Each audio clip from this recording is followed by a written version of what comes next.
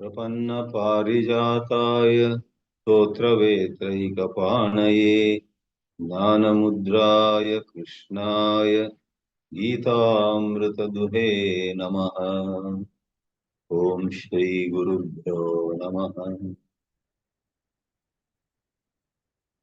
अक्षर ब्रह्म योग, also called Taraka Brahma Yoga, is this 8th chapter, and we are in this session on July 3 morning in India, July 2 evening in the West.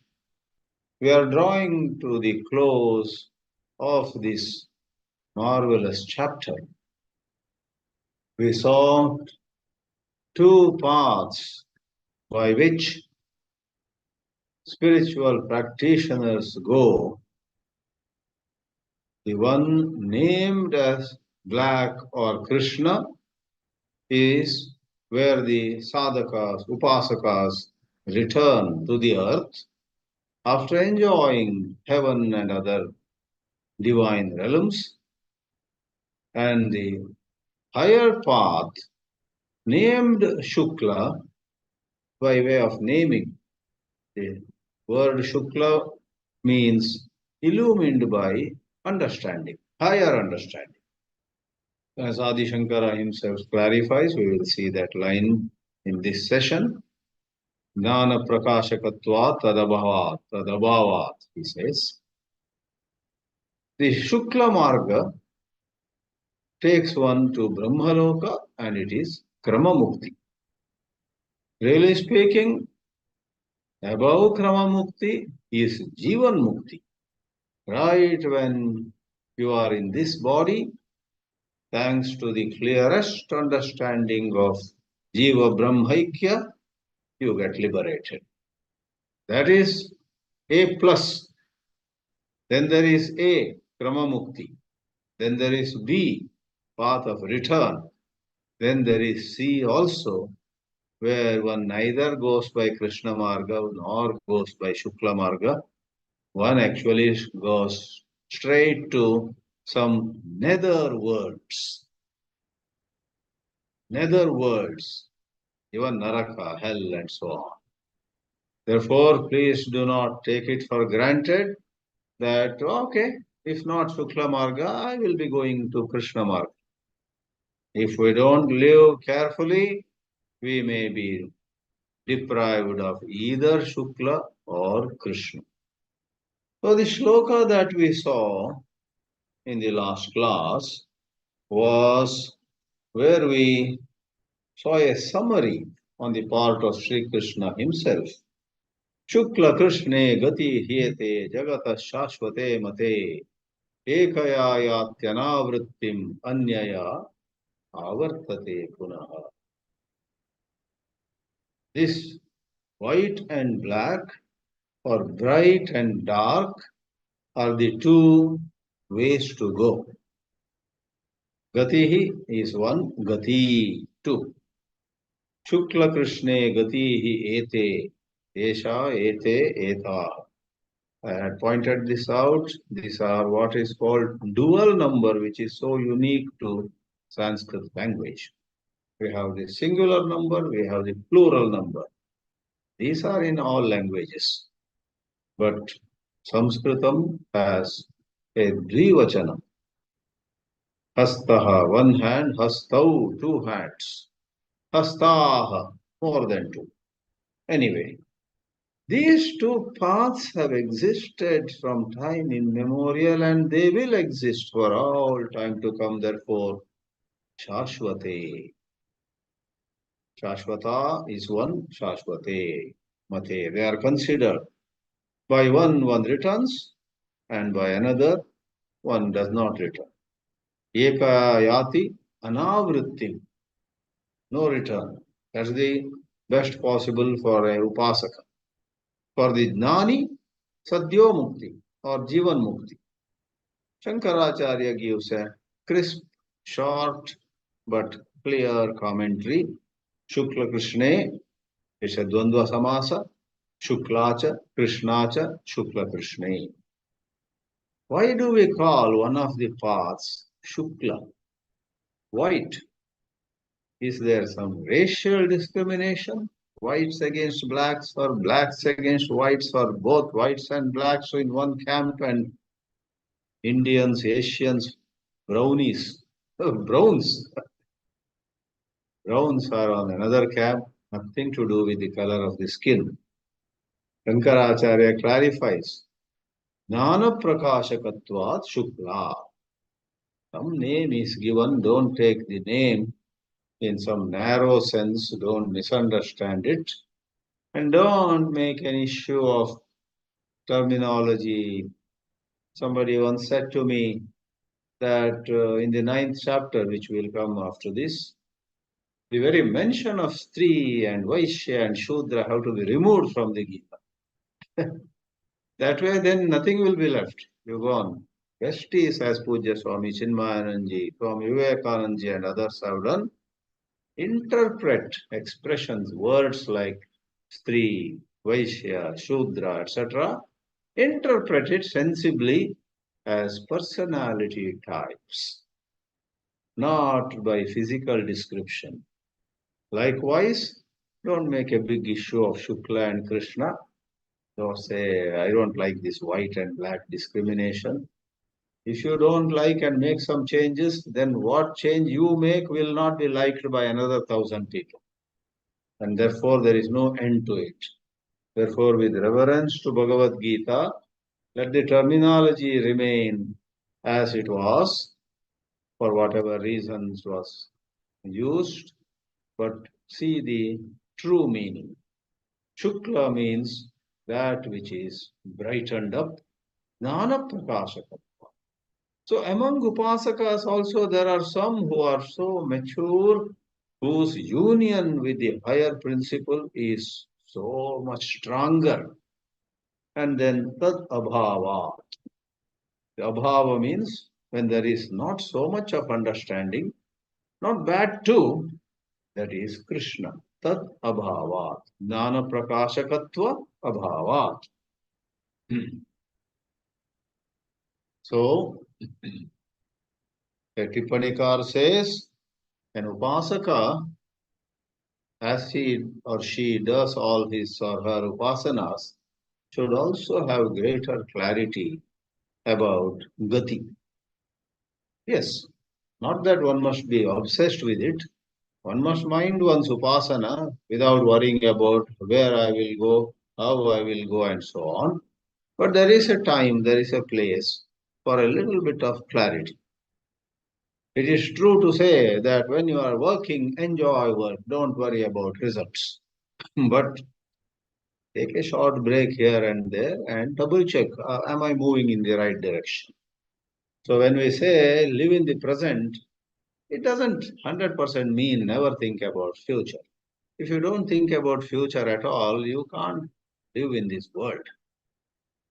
For transactions, for being good in attending to your duties, once in a while a little bit of where you have to go in future and how we walked before, the past, what mistakes I committed, what blunders I should not repeat. We learn from the past. Learning from the past and having a certain vision about future are absolutely necessary. But whenever you get those teachings, don't worry about where you will go. Enjoy the journey. Life is not a destination. Life is a journey. All these wonderful statements come our way and they are good, but we have to understand them properly, which means we should not be so hung up on the future. Have a rough idea, double check once in a while. So the Tippanakara says an Upasaka should have certain clarity about where he or she is going, wants to go, and accordingly make some mid-stream corrections. As you are swimming, you just lift your head and see, okay, am I right in the right direction? All of us do it. As we are driving, we look farther and we look near. We look on the both sides. And while reversing, nowadays you have wonderful camera view. You don't have to really look behind so much, almost zero, with the camera view. And now in India also we have cars with 360-degree view. As you are moving, especially I guess as you reverse or some way you choose, you get to know what is behind, what are the objects in front, what is to the right side, what is to the left side. As though there is a camera some 10 feet above the car, there is nothing above. The computer software ensures that videos or pictures taken from the sides are finally synthesized to show you a picture of the surroundings as though there is a camera up there. The car industry has gone a long way. Yesterday, to mention quickly, I saw an inspiring video about Ratan Tata. In the mid-90s or so, Ratan Tata apparently suffered great losses in his car project and wanted to sell away Tata Motors. He wanted to sell away. Making cars is not my cup of tea. And when he went to Detroit, he and his team, where the Ford Motors were ready to buy up Tata Motors, the main person on the side of the Ford company rather humiliated Tata. Why did you take up this business at all? You don't know how to make cars. You should not put your hand into it at all. And Ratan Tata shook in his chair and said, all right, whatever price, whatever terms were talked about, we'll let you know our decision tomorrow. Came back to the hotel and discussed with his team members and said, no. We came all the way to Detroit from Mumbai to sell our motor car division, but we will not sell if this is the way this gentleman treats us. They then conveyed a message. We had second thoughts. They flew back to Mumbai. Then Ratan Tata, it is said, gets into the work with much more involvement. And later on, the last part of the story in that 5 minutes video is really wonderful. Anyone who wants, please write to proviforum@gmail.com. We will send you that clip.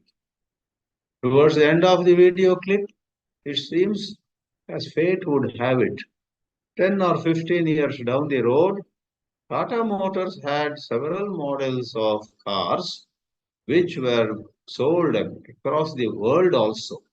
In Africa, in Europe, and many other countries, some models of Tata cars were moving, were running. It was Ford Motors who landed in big trouble.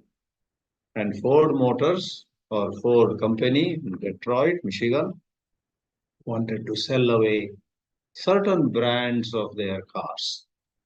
Those cars brands also are mentioned in that video. And Ratan Tata gladly accepted it. He bought some parts, I guess, of the car industry of Ford Motors. And even today, I believe those brands are under Tata's.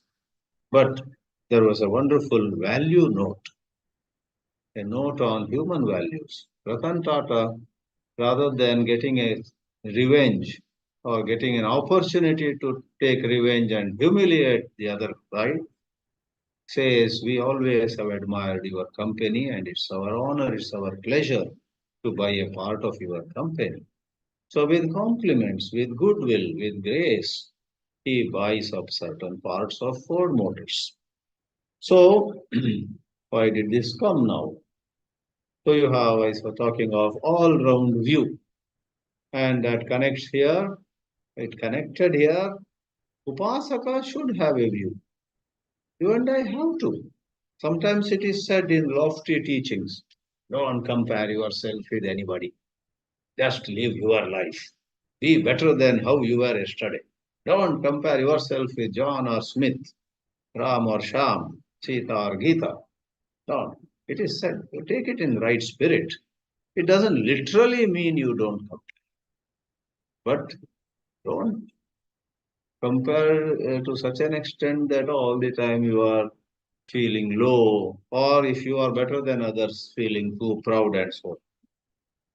There is an opportunity to learn from others, to learn from others, to learn from scriptures, to learn from any source. Baladapi, Shukadapi. From a child or even from a parent, we need to learn. Therefore, comparing ourselves. I personally once in a while compare, learn. I once picked up even a 400 pages book. I did not read many pages. Um, Billy Graham or Bill Graham was a big, you know, Christian teacher, missionary, especially in the 90s. I went to Barnes and Noble with a few dollars in my pocket and I just bought that. I read some pages, I saw all the pictures. Billy Graham was even advisor to the presidents of United States on occasions. He was a big figure, successful. And then we learn and we compare how we are doing, how we reach out to people. Are we so enthusiastic in our work? Billy Graham propagated the Bible all around the world in a very, very wonderful, let's say, big scale marketing, wonderful marketing, young and old, all that. Now, I was part of Chinmay mission that time, so are we doing like that in Chinmay mission? So Chinmay mission also has come a long way. Now, compare, learn, see how others are doing, see how you are doing, and is there something which applies to you? If something doesn't apply, comparing sometimes with X or Y is, as the idiom goes, comparing with an orange and apple. Comparing orange with apple. So you can't compare orange with apple. But two oranges or two apples can be compared to compare each other. So the Tippana made me say all this. Upasaka should have, says the Tippanakara, the scholar who wrote some footnotes, Gati Chintanam Avashyakam Upasakanam. And it is thus that when they have a certain clarity, they make some mid-course corrections and they go through Sushumna path. I believe the mystical energy in oneself rises through the Sushumna Nadi, goes through the Brahmarandra on top of the head, that's the language of yoga, and takes the Jivatma to that Shukla Marga. Ete Shukla Krishne hi gati jagataha iti adhikritanam jnana karmano. Why is the word jagataha in this shloka, in this word? Shankaracharya gives an orthodox meaning. Jagataha means not just the whole world, to people in this world. And what do we mean by people? People who are truly qualified. Everything is not for everybody in any subject. Vedas or sports or cinema or finance or technology. There are once in a while cases that I hear the father was a doctor, the mother was a doctor, and then they put in all their money to make the son also a doctor. The son cried, I don't want to do medicine. The father and mother said, what are you talking? Shut up. I am doctor. Your mother is a doctor. You must become a doctor. There was one case in Hyderabad where the boy finally completed, did MD also in orthopedic surgery or something, because the father was an orthopedic surgeon. And after one year of practicing, he said, enough is enough. He just left the entire field of medicine. Uh, Terrible things. And then a lot of other personal things also. He went through a divorce and some other thing. So his boat was wobbling. It was as though sinking.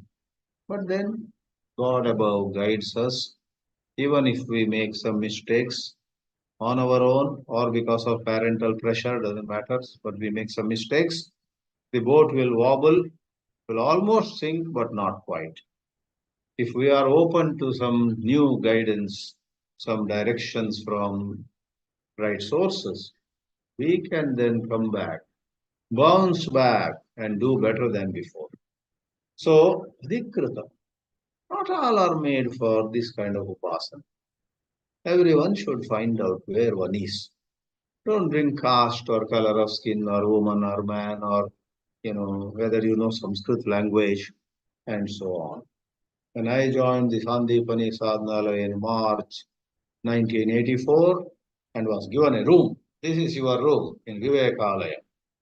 The very next room there was a boy, or a young boy, young fellow from Orissa. He almost pounced upon me because I joined some 15 days late. Ah, where are you from? What are you? So many questions. I went on answering him. Then he looked into my eyes. Have you studied some Sanskrit? I was really frightened because I didn't know what kind of classmates I was going to have. I thought my classmates all might be Mahavirakta and already Mahavidwan and this and that. And this boy from Orissa also, the way he almost like ragging me, that's too strong a word. I said, well, I have studied some Sanskrit in high school and pre-university, but I don't know very much. No, no, you must study more. Anyway, here you be sincere. Give me advice.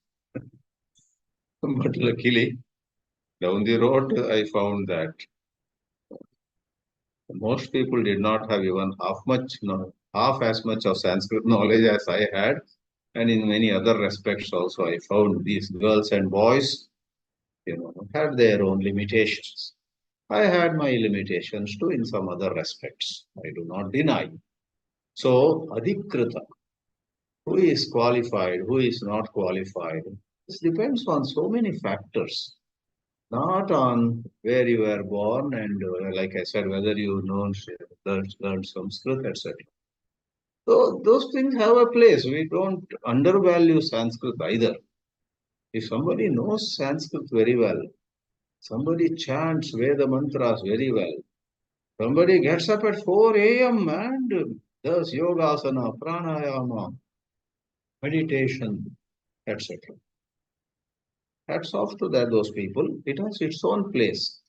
But don't judge yourself negatively if you don't get up at 4, if you don't know Sanskrit, if you don't have some caste, etc. Yes, Hindi they say goli maro. Goli maro means fire a bullet against it. Don't worry. You may not have those things, but you have some other, lots of other good qualities. Then you are adhikrita. The word came adhikritana. It's so difficult to judge others or ourselves. You have to be very cautious. Never underestimate yourself, nor imagine that you are specially created by God. You are way above people. Nobody is above, nobody is below. All of us have our strengths, our shortcomings. All of us have made and are making blunders in life. But thank God, all of us in the past have done some virtuous things which have saved us. And today also we are doing certain punya karma, virtuous things. Virtue and vice are in the life of every one of us. Therefore, be aware and move on. Adhikritana jnana karmano. Those who are adhikrita for jnana, which means upasana sahita, goes to Shukla Marga. Those who are adhikrita, qualified for karma, that is more of rituals and less of upasana or jnana. So they go to Krishna Marga. Na jagataha sarvasya eva ete gati sambhavataha. So for everybody, these two are not possible. Shashvate nitye samsarasya nityatvat mate abhiprete. Abhipraya, the opinion given by Lord Sri Krishna is, as per Adi Shankaracharya, in this world, since the world has been, the universe has been from time immemorial. We don't know when it all began and when it will end. And our Shastras say, even after it, in a sense, ends, it restarts also. Recreation. Srishti, Sthiti, Pralaya, again Srishti, Sthiti, Pralaya, again Srishti, Sthiti, Pralaya. Rama Rama, it goes on and on. Therefore, you should not be agitated about something going wrong at present time. Oh, India is in a very bad shape. And America also is going through a major crisis. And Europe, of course, don't ask. Terrible. And the Middle East and the Gulf and everywhere. You and I get very agitated. But be aware of problems, see what you can do about them. But please know that this samsara is this created universe, has been like this from time immemorial.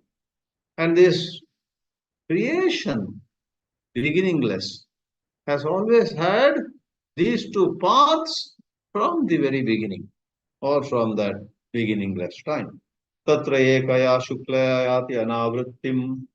The brighter path takes you to the domain where there is no return. Anyaya itaraya avartate punaha. Punaha means bhuyaha. And 27 and 28 we take up now. These are a little like Falashruti.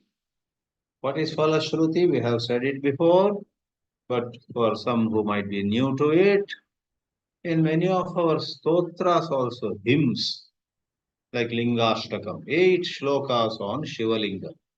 Brahma Murari Surarchita Lingam, Nirmala Bhashita Shobhita Lingam, Janmaja Dukkha Vinashaka Lingam, Tat Pranamami Sada Shivalingam, Deva Muni Pravararchit, etc. It goes. 8 shlokas are over. Then there is one more shloka, which is not again of the same nature as the 8, which constitute the main hymn.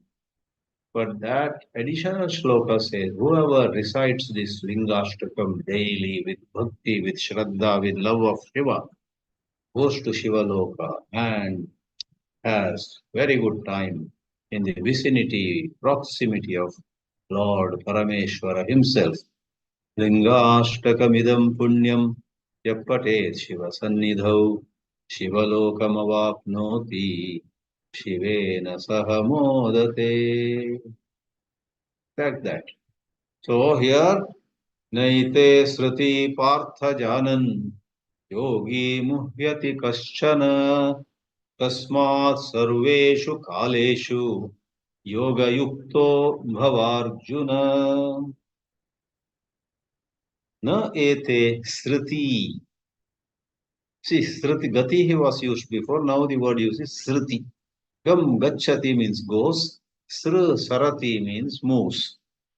Kurmaha sarati. A tortoise, or as you say in USA, tortoise moves slowly, rather slowly. That is sr sarati, sarana. Samsara also has come from that root only. Therefore, what was called gati, the path of travel, itself is called sriti, and the dual of it is sriti. Na ete sriti partha, O son of Pritha. Knowing this, yogi does not get deluded. If you have a greater and greater understanding of the way, the paths, the possibilities, life is always enriched by 360-degree understanding as much as possible. On many occasions, I get a thought I should stop talking at colleges or some Rotary Club or some of those platforms because I feel it's affecting my, going deeper into Vedanta. But whenever I do give lectures, I say, no, you must do this also. Today I have, in another 2.5 hours, I will be speaking to a program called Malaviya Mission Teacher Training Center, and a certain university in New Delhi called Sri Lal Bahadur Shastri Rashtriya Samskrita Vishwavidyalaya, or in English, National Sanskrit University, is organizing it. And I have to speak on work-life balance, which I myself don't have. You work sometimes, your personal life, sadhana goes to winds. And one day you say, sadhana, japa, tapa, dhyana. That day, some important work is not touched at all. So I've been studying, preparing. Before this class began, I created 2 slides. After the class, I'll create at least another 8 slides and some multiple choice questions. These universities have their own structure. And whether you want or not, the government schemes are such. Some small honorarium also will come to us. That is all on a secondary. Main thing is there is so much to learn. 360-degree learning. Even as I spoke yesterday to the same group on stress management and time, managing time wisely, and as today I am going to speak to that group on life-work balance or work-life integration, as they call it. More than 50% of what I say to them, I realize, oh my God, I myself have to work more on this. You try to satisfy one bunch of people, another bunch are put to injustice. Then one day you try to help or give your time and energy to these kind of people, and the first group says, you are neglecting us. Or you help all people, then you neglect yourself, right? Therefore, let me say, an understanding, 360-degree understanding. Easy to say, difficult to do, but we must move in that direction. We must at least make some progress in that direction. Don't be in a little hole. Don't drive yourself to a hole in the name of sadhana. If you drive yourself to a small hole, to a cave, shutting all the doors, and you just want to study Upanishads, Brahma Sutra, and Bhagavad Geetā, that kind of thing, over a year you will only sleep better than before. More sleep, more deep sleep, and sometimes you will sleep on the book of Brahma Sutras. Anyway, excuse my humor. Thing is, one must assess oneself. Yes, there is a time when one has to completely, walk away. I personally respect Pujya Swami Paramarthanandji and such people who don't go to colleges or universities or Rotary clubs or some other public platforms, some conferences, who don't fly abroad, who don't leave the shores of India. They are totally into Shastra, Shastra, and Shastra. I highly revere him. He was my first teacher. Before I met Swami Chinmayananji, I had met Brahmachari Paramartha Chaitanya in Chennai, those days in yellow clothes. Today he is a highly revered Vedanta teacher of tremendous repertoire. But to compare myself with him, for me, is like comparing apple with orange. My background, my pura sanskaras, my skills, and his background are very different. So there are common ground, there are differences. So Janan, I'm elaborating on Janan. A yogi knowing well where he is, what his background is, what his foreground could be, what options he has before him, etc. And in the present context, knowing those two possibilities, Shukla Marga and Krishna Marga, then positions himself correctly as possible.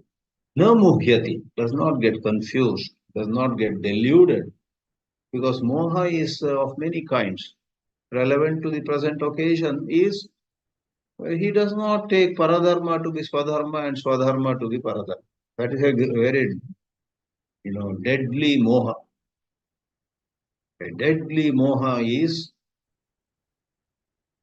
when you take paradharma to be swadharma. A sadhu looks at a very wonderful businessman wearing gold and diamond, etc., and traveling to Dubai, to Tokyo, and then to New York, then coming back to Mumbai. And sadhu says, I should be like him. Come on. A sadhu, a good sadhu, who has all the qualifications to rise higher on his spiritual path, should not be affected at all by that rich businessman. Nor should the businessman should, you know, be unduly influenced by the sadhu. He respects sadhu, he learns a few things from the sadhu, but he should, because his swadharma, at least for some more years to come, is business. So here, yogi na muhyati tasmat sarveshu kaleshu yoga yukto bhavarjana. So yogi by definition is someone who is so mature, so has risen to great heights of spiritual understanding. Na ete yatokte sruti margo parthajanan sansaraya eka anya mokshaya. This has been said umpteen times. One path leads to sansara, continued birth after birth, birth after birth. Another is for liberation. In 16th chapter, Sri Krishna uses pretty much the same words for Daivi Sampat and Asuri Sampat. Daivi Sampat Vimokshaya Bandhaya cha Asuri Mata. There are some virtuous qualities, virtues that we can have, then we move towards liberation. Then there are some demonic qualities. Those qualities ensure that we go more and more into bondage. Bhashya uses those expressions. Sansaraya eka Krishna margaha, Krishna agatihi, anya shukla agatihi, mokshaya iti. Yogi na muhyati kaschana kaschidapi tasmat sarveshu kaleshu yoga yuktaha bhavarjuna. So be a yogi, yoga yukta. Today while talking about work-life integration, I already made a slide drawing from this, though the expression I used is from 6th chapter. Tasmad yogi bhavarjuna. That is from 6th chapter. But pretty much the same. Yoga yukto bhava. No matter who you are, brahmachari, grahastha, sannyasi or vanaprastha, man or woman, no matter businessman or warrior, soldier, policeman, lawyer, doesn't matter. In any field you are, anywhere you are, rise spiritually. Have a greater and better understanding. That will save you. Yoga yuktaha, samahitaha. What does yoga mean here? Where there is well-informed calmness. There is a saying that a cat drinks the milk in some house and keeps his eyes closed. Keeping his eyes closed, the cat thinks that nobody is watching him. If he keeps his eyes closed or she keeps her eyes closed, how can others not watch? And a stick falls on the head, then the cat runs away. Like that sometimes you and I are very calm. No, everything is fine, there is no problem. You are like the cat drinking milk in somebody's house with eyes closed, or the ostrich burying his head in the sand. That's another example given. So I would carefully add samahitaha samadhanavan. That means having certain calmness in his mind, well informed, knowing various problems, knowing various opportunities, knowing a lot about life, and yet putting everything in its place and having clear plan about what to do about anything, then one is calm. So well-informed calmness, that's possible through a lot of sadhana, not by taking a birthday resolution. Okay, I've decided from tomorrow onwards I'm going to be a yogi. You can change your name, to yogi, but to become a yogi is hard. The 28th shloka now is simply, explicitly Falashruti, praising the yogi. Vedeshu yajneshu tapassu chaiva daneshu yat punya phalam pradishtam atyeti tat sarvamidam viditva yogi param sthanam upaiti chatyam. Praise of the yogi. Is Sri Krishna talking about karma yogi or bhakti yogi or jnana yogi or raja yogi or hatha yogi or yogi Adityanath?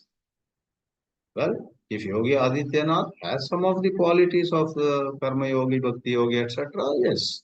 But Lord Krishna is not talking about any particular human being, leave alone present time Chief Minister of Uttar Pradesh for the second time, whose name happens to be Yogi Adityanath. Yogi, who is Yogi here? Yogi Paramsthanam. It was said in the earlier commentary, Samahita, well informed and calm. Not calm, shutting one's eyes to problems, and not knowledgeable about problems, but lacking in calmness. So to have calmness and tremendous sense of responsibility, because the irresponsible are sometimes very calm. Somebody else is looking after them. They become so indifferent. They become so selfish. They yell and scream. There was one gentleman in Bangalore, now no more. He once wanted to become a sannyasi. And Swami Shivananda said to him, no way. Of course, Swami Shivananda told him in a very pleasant language, Beta, my son, in this life you don't have to take sannyas. Your time will come, beta, and pyar se, with love. So he didn't take sannyas. But slowly people found that he was not really well integrated. He used to attend all kinds of satsangs and go behind gurus and fall prostrate before them and distribute their books. But that spirituality is much more than running around like that. So this guy, to complete the example, eventually was found to live either in this brother's house or that brother's house. And wherever he went, he used to shout at the brother's family, sister-in-law. If the sister-in-law did not give him a cup of hot coffee at 6 a.m., he would scream at them, why are you 10 minutes late? And so on. He was elderly.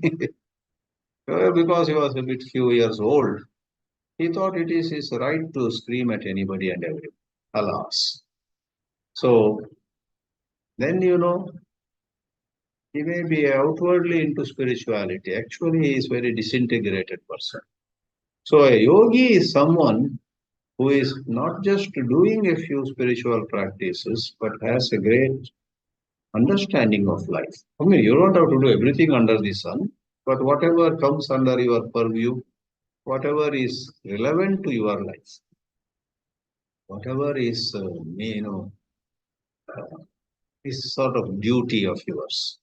So like this gentleman who was a nuisance everywhere, he was enjoying all hospitality of this the younger brother or that younger brother. Mostly there are many brothers. So the least he could do is not to scream at them.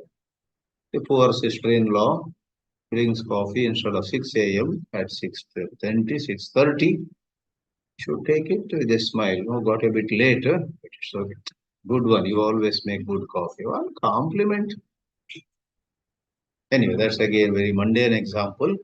In various situations, you and I perceive many things as our duty or many things where we are connected. In matters where we are connected, we got to be responsible. So responsible on one hand and maintaining the necessary calmness on the other. That person is a yogi. So the shloka simply says, whatever punya phalam, great rewards are mentioned in the Vedas. Vedas means, Shankaracharya clarifies, not just mentioned in the Vedas. It is said if you study the Vedas, such and such benefits come. Whatever rewards are mentioned as arising from Vedic studies, Vedeshu, Samyak Adhiteshu, And yajneshu sadgunyena anuštiteshu. Practice, perform rituals, perform the yajnas, perform the homa havana, whatever. Suppose you do it. Sadgunyena, with shraddha, with bhakti, with attention to details. If you are doing it, do it properly. Then tapassu, various forms of austerities are mentioned in the scriptures. Tapassu cha sutapteshu, says Shankaracharya, when they are properly performed. Daneshu, fourth one is various forms of charity. Dravyadana, Vidyadana, Vastradana, Tirthakshetreshu Danam, and Dana on auspicious occasions. Deshe Kale Chayaddanam Kriyate, and so on. 17th chapter talks about Tamasadana, Rajasadana, Satvikadana, right? Samyak Datteshu. Yad Punyaphalam Pradishtam, whatever has been shown. Yogi who has risen to a certain spiritual maturity gets all those rewards, all those benefits, and much more. Atyeti goes above them. So there is a shloka, Shamartam Sarva Shastrani Uktani Manishibhi Saeva, what is that, Yogi or Saeva Siddhaha Yasya Shantam Manasada. There is some shloka. Finally, all kinds of spiritual practices are meant for informed calmness. And whoever has a mind that is well informed and calm is a yogi. So there is, to that effect, there is a shloka. Shamartam sarva shastrani proktani manishivihi, or something like that. Start this. If you have a Subhashita Sangraha, check. Starting words are Shamartam sarva shastrani. So that goes well with this shloka. Yogi param sthanam upaiti. He knows them all and goes to a status higher than all this. And it is higher in one sense and adya, foremost, the very source of everything else. Shankaracharya says, Vedeshu samyagaditeshu, yajneshu cha sadgunyena anuštiteshu, tapassu cha sutapteshu, daneshu samyagdatteshu. Simple words, whatever is given properly. Eteshu yat punya phalam pradishtam shastrena atyeti atitya gacchati. The yogi who has risen to spiritual maturity. Therefore, don't leave out the external details. Don't say I sit 1 hour, 2 hours for meditation daily. That's okay, very good. But during the 24 hours or during all your waking hours, are you calm, serene, alert, doing what needs to be done, not doing what should not be done? Do you say yes at the right time and no at the right time? You have to say yes when yes is the right answer. You have to say no when no is the right answer. Or do you fret and fume? Do you, wherever you go, lacking alertness? Do you at places behave completely unaware of what others need or others expect from you? Are you in your own world? Then you are not a yogi. So yogi is difficult to describe, but when you put two and two together, you draw from different corners of Bhagavad Gita, you will get a very, very comprehensive understanding of who is a yogi. Sapta prashne nirnaya dwarena uktamartam samyak avadharya. How beautifully Shankaracharya connects the line in this shloka to the whole chapter. The whole chapter began with 7 questions. Kim tad brahma, kim adhyatmam, kim karma purushottama, adibhutam cha kim proktam, adidaivam kimuchyate, adiyajna katam kotra, dehesmin madhusudana, prayana kale pichavam, prayana kale cha katam neyosi. How are we to know you during time of passing? 7 questions. Sapta prashna nirnaya dwarena yat kinchit phalam uktam tat sarvam avadharya anushtaya knows and then connects himself or herself param sthanam upaiti, prakrishtam aishwaram param. It is the pada where Ishvara himself sits, God. So yogi reaches that level of God himself in a manner of saying, Pratipadyate adyam adau bhavam karanam brahma ityartha. So not the Brahma which is beyond cause and effect, but there is something called Karana Brahma. The universe is the Karya Brahma and Karana Brahma. Sometimes some technical explanations are given. He reaches the level of Hiranyagarbha or something. Those are Paribhashika Shabdas with their own details. We need not worry much about them. All that is meant is the yogi reaches a surpassingly high state of consciousness that is most enviable.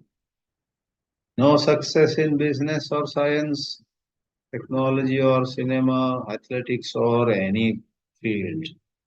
No success even in 10 such fields equals or comes anywhere near where yogi reaches.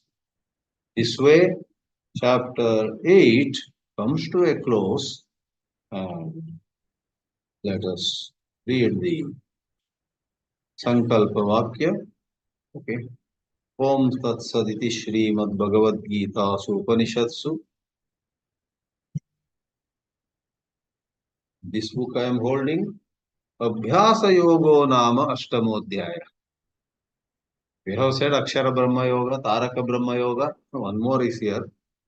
Abhyasa Yogo Nama Ashtamodhyaya. So that is called Sankalpa Vakya. So at the end of a chapter, it's said. So we have completed the 8th chapter. However, next class also we will have a review class in about 30 to 40 minutes. I will once more touch upon the highlights of this 8th chapter that we covered, which can sometimes be helpful for everybody to have a comprehensive view of the chapter. Om Namo Bhagavate Vasudevaya. Shri Guru